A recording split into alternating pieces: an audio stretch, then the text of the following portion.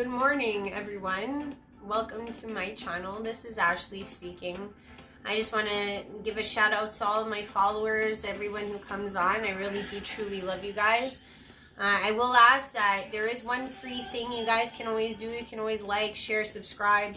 That is something free you can offer anyone on this, and it does help the channel. I don't ask for anything else, so I just have to put that out. I try my best to remember that statement in all of my videos, but I do forget. So today what I wanted to talk about is, I guess the subtitle is that the Emperor has no clothes. The reason why I'm using that as my title is because, as you guys may or may not know, I am a channel. I would say that I am a conduit of some sort. While I meditate or so, I notice that I get different beings that will proverbially knock on my door and provide me messages that I do in turn provide for you guys. So today I've got two messages. One is from the Arcturian Council and the other is from YESHUA. Now, when it came to the Arcturian Council, they were giving me positive vibes about what's happening right now. And I guess in its entirety, they're basically just trying to use me and every other entity that they contact to really impart in people that they are here and they're here to help. Now, in terms of Jesus's comments, he did not speak to me directly. He actually showed me a fable, an Aesop's fable that he was referring to in regards to the energy of this time. Not to say that I don't talk to YESHUA differently, but when YESHUA showed me this fable, I read it and I think I understand what the message was. And it's similar to what the Arcturians were talking about today. So I find that I usually wait to see when the messages align before I will really speak to them. So today is that day.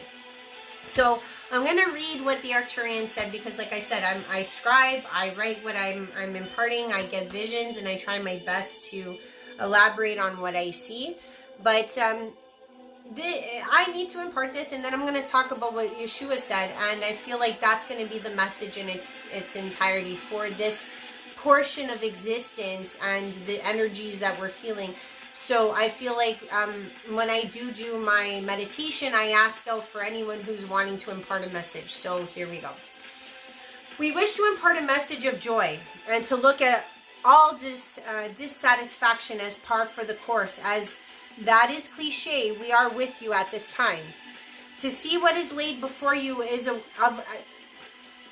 a world yearning for change, but sitting to receive it. There are many frequencies and light codes being released right now, but it is on you, the wielder, to use them.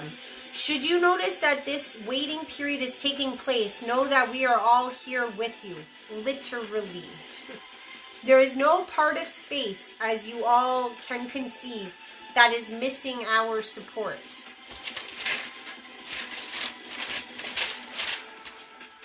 If you could imagine the amount of fleets spectating and aiding at this time, much may not be understood, but as the veils of illusion disappear, more will become clear. And I must stop at this point. What I was seeing, like I said, I was getting an envisionment of, Arabic women from like the olden times, Aladdin times. There used to be those women that would have veils, and like the veils would come off and slowly they would reveal their bodies through that revealing of the veils. So that's what I was seeing in my mind. And that is important because, much like YESHUA's message, there's some kind of correlation with that revealing portion to it. For some, you will realize that the Emperor has no clothes, and should you be in this position, do not fret, for you will simply learn to be okay in that expression of self and navigate a new way of existing. Many organizers, aiders, and starships are in orbit right now. We are waiting to also know which time, expression, and experience will be satisfied at this time. We ask that you take this time to reflect and absorb what is coming in for you. To know that we are here to support. Call on us for any issues concerning thought process or deep reflection. So I also was asking them, and they said, we are here for you. Use what you are given, okay? Now, I said to myself while I was downloading all this, I said to them, I'm like, what can people do? You're saying that you're here for the support. You know, can the average, regular, everybody, like, get in on this? Like, can we all communicate with you? And the answer I got was yes. So basically, like, there is this idea of meditation, but they were like, if you're not comfortable with meditating, okay, they said any act that slips you into a meditative state, like jogging, swimming, doing the dishes, mopping, or like they were showing me like monotonous activities that you kind of check out for. You know what I mean? Like we all know what those activities are. And they said that when you are in those states of being where you're doing like a monotonous task, it could be washing the car, it could be doing something where your brain is kind of like off in la la land. They said that those are the best times to connect, because they were making it very clear that a lot of people struggling to get into meditative states. It is necessary, because even for myself, like I have to connect myself even as a receiver, because the thing is that I have to get to a state where my vibration is that of connection. So meditative states are very helpful for that, because like you may or may not know, your brain waves change depending on which conscious state you're in. They change when you're sleeping, they change when you wake up, they change during the day, those brain waves. So the thing is that you go into, I think it's an alpha wave when you're in a meditative state, and that is a very good state or brain wave to be in order to connect. And that could be with your angels, that could be with Jesus, that could be with the, you know, the alliances that are out there. I don't like saying the word extraterrestrial or alien. I guess interstellar would be the better way, because I want to take that stigma away. Realistically, and I hope to impart this, but if, let's say, for example, I, as Ashley Boyle, were to land on Mars, or to land on Saturn, or to land on the moon, let's say, and I were to interact with the beings on those planets, I would be an alien to them. Okay, so realistically, like we even call aliens here on, you know, Forma Terra here, like if, you know, they call them illegal aliens, you know, when you come from one country to another. So why this name alien exists, I'm not sure, but to get rid of the stigma, I like to call them interstellar, but they are here to help. And the reason why I'm grouping this together is because, like I had said, when I was talking to, or I wasn't talking to YESHUA, I had asked out to please give me some acknowledgement of what's happening. Now, two things happened. Even this morning, when I was about to go into my meditation, I kept hearing this song. I don't know if you guys have ever heard the song from Chicago. I think it's Chicago. And all that jazz. Come on down to the Whippy spot where the gin is cold and the piano's hot. That song, okay? I kept hearing that over and over again. And all that jazz. So it was giving me this impression that right now, as we see the energy shift, we're in a state where we're being bamboozled by a lot of glitz and glam. Like that's what that song represents. If you ever have watched Chicago, it's like she's coming down the stairs with all these things that are going to mystify you. They're all going to, you know, throw you off. You're not going to be paying attention. You're all distracted. So I feel like, much like the Arcturians were trying to describe in that line about the emperor's clothes being stripped off, I feel like, and also with YESHUA's message, that there's this elusive and illusionary, distractive process that we're going through right now, or that we're being shown. So it's like for those of us that are starseeds, that are chosens, etc., we have to just kind of wade through this and just kind of sit tight. Not to say that we shouldn't be active or reactive, just to say that this is a time that is more so for those that need this kind of distraction to muddle and muddy their thoughts.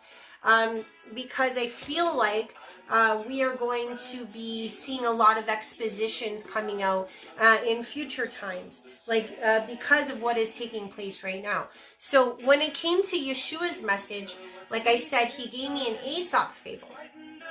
And the Aesop fable he gave me was one that I remember from being a child, which was the hare and the tortoise. So for those of you that may not remember that story, the hare was predominantly known in the animal kingdom in that region that he lived in as being the winner of every race that he ever attended with any of the animals in the forest. So the hare was very cocky. The hare was very well pronounced and well known and well regarded in the forest for being the fastest animal that there was.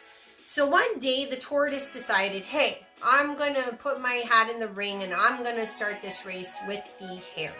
Now you have to imagine all the forest friends that were there laughed, including the hare himself.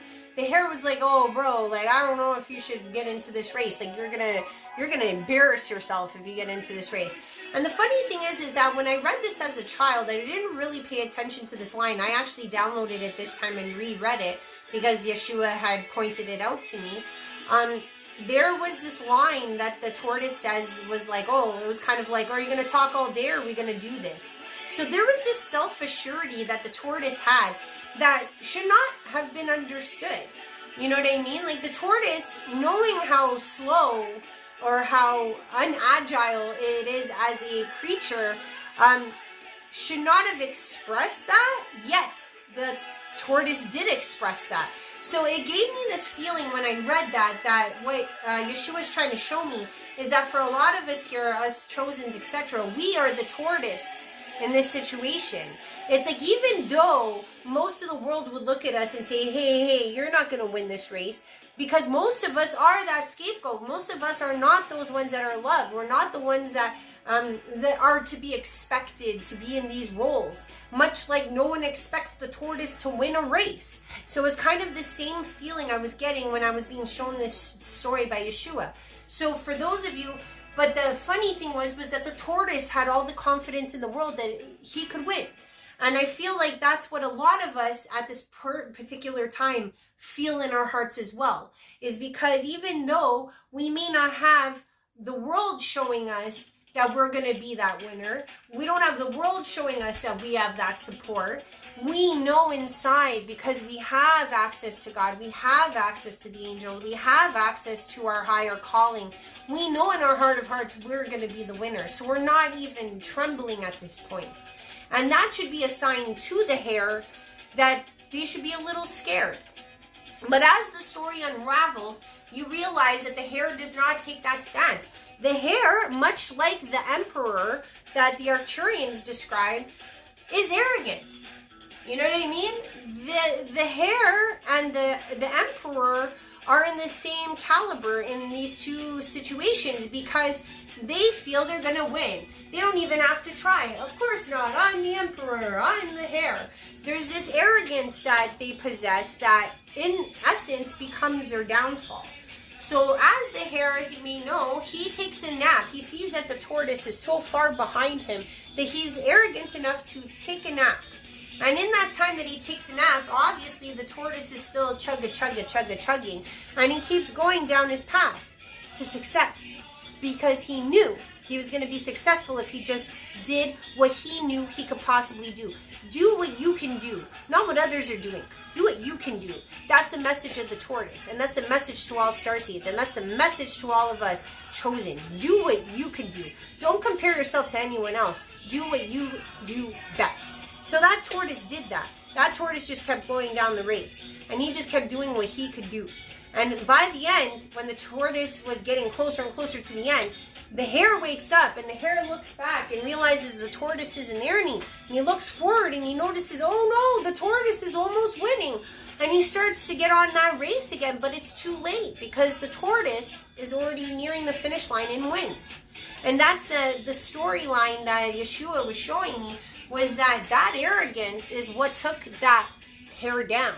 So much like the hares of the world right now and the emperors of the world right now, it seems like the message from both parties seems to be that those that are so arrogant that feel like they're going to be the winners are actually not. And they're going to be exposed for the frauds and the losers that they are.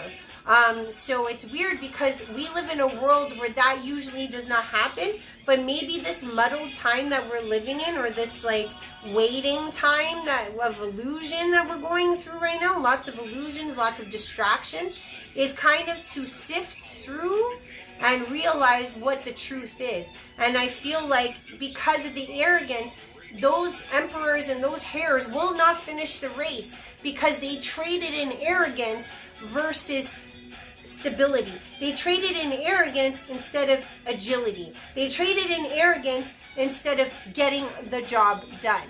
So much like most of us, when we watch any type of movie that has a villain and a superhero aspect to it, the reason why the villain always fails is because they fall so deeply in love with themselves that they feel like they're always going to win, even before they've even done what they're supposed to do in terms of eliminating the hero. They're always like clapping and applauding themselves. They're always like, oh, I'm the winner, I'm the this. Meanwhile, the hero's still standing there. The hero's still alive. And no offense, it's that arrogance that provides the hero 9 times out of 10 the ability to get out of said situation, or the ability to find support to beat the villain. So please know, much like those stories that we all see of heroes and villains, I feel like the Arcturians and Yeshua were trying to showcase that even though we might be all full of illusion and feeling like we may not be seeing the world that we have worked so hard to create in front of us at this very moment, please know that after this time is over, all of these emperors and these hares and villains are going to be exposed for what they are. So please do not lose hope and faith. And I think that is the message of today, that even though we're in this world of illusion, we need to know, like the hare, right, is going to fall, and much like the tortoise that we are, we have that inner knowing that we're gonna win. And I hope that's the message for today. I love you guys lots. I'll be back on probably tomorrow or the next to do the energy read of the week. See if anyone else wants to come in with some imparting messages. But be the tortoise. I love turtles, so please. Turtle is one of my spirit animals. I know that for sure, so I totally get it. Because you know what? I've been chugging my whole life. And I've been always expected to be the one who doesn't win. And this time, it's going to be us, guys. And I just want you to know, we're going to win this time. Bye, guys. Love you lots.